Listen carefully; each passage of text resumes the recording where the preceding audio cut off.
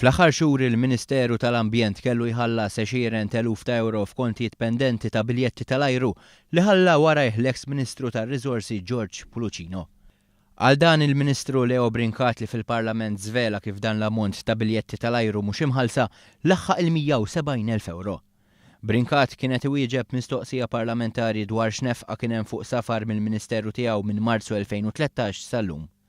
Meta kienet jagħti dan it-tarif il-Ministru Leo Brincat żvela wkoll kif kien hemm ċirkustanza fejn l-Awtorità Maltija t-Turiżmu ħallset għall-akkomodazzjoni tad-delegazzjoni mmexxija mill-eks Ministru tal-Ambjent Mario De Marco.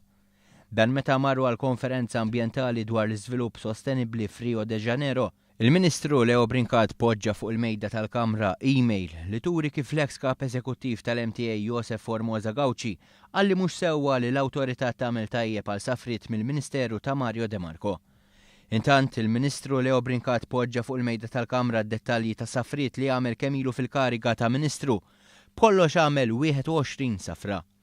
Il-Ministru Brincat qal li sarulu ma' 63 stedina għal safar iżda f'ħafna każi rrifjuta li jmur minħabba raġunijiet ta' finanzi pubbliċi.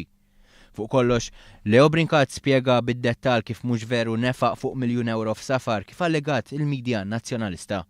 It-total minn fuq minnu minn nies kollha f'dekasteri li għaw taħtu huwa ma' €850,000 inqas minn dak allegat.